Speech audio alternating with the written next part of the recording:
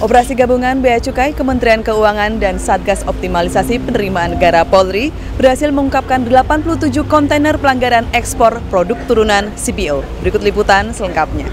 Barang bukti sebanyak 87 kontainer milik PT MMS dengan memiliki berat bersih sekitar 1.802 ton dengan nilai mencapai 28,7 miliar rencananya akan diekspor ke Cina. Direktur Jenderal Bea dan Cukai yang mewakili Kementerian Keuangan, Jaka Budi Utama, dalam konversi pers 6 November 2025 mengatakan, barang diberitahukan sebagai vetimeter atau kategori yang tidak dikenakan bea keluar dan tidak termasuk lartas ekspor. Setelah dilakukan uji laboratorium di Laboratorium Bea Cukai dan IPB, menunjukkan produk merupakan campuran nabati yang mengandung turunan crude palm oil atau CPO, sehingga berpotensi terkena bea keluar dan kewajiban ekspor. Kita telah berhasil melakukan penegahan terhadap 87 kontainer milik PT MMS di Pelabuhan Tanjung Priuk.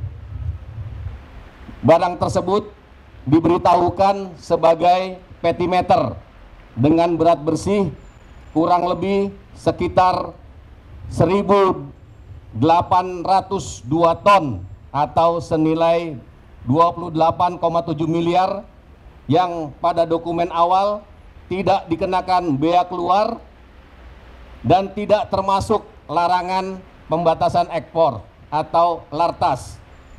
Namun hasil pemeriksaan Laboratorium Bea Cukai dan Institut Pertanian Bogor yang disaksikan oleh Satgasus Polri menunjukkan bahwa barang tersebut mengandung produk turunan CPO sehingga berpotensi terkena bea keluar dan ketentuan ekspor.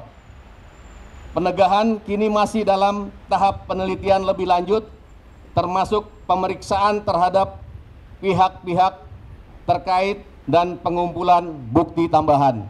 Kapolri Jenderal Listio Sigit Prabowo mengatakan, modus pelanggaran ekspor produk turunan CPO tersebut adalah menyiasati aturan untuk menghindari pajak yang tentunya mengakibatkan kerugian negara.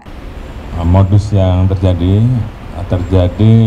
upaya-upaya untuk mensiasati penghindaran terhadap pajak yang tentunya ini seringkali terjadi dan saat ini terjadi pada komoditas jenis vetimeter yang oleh pemerintah tidak dikenakan bea keluar maupun pungutan ekspor serta bukan komoditas yang termasuk dalam kategori larangan dan atau pembatasan ekspor, dan ternyata celah ini yang kemudian digunakan untuk menyelundupkan, untuk menghindari pajak yang tentunya ini mengakibatkan kerugian negara.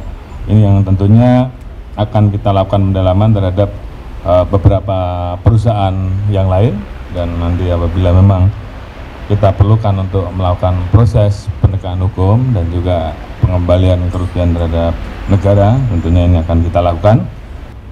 Memberikan apresiasi dan terima kasih yang setinggi-tingginya pada Pak Kapolri dengan jajarannya, pada Pak Dirjen Bea Cukai dan jajarannya, juga pada Pak Dirjen Pajak.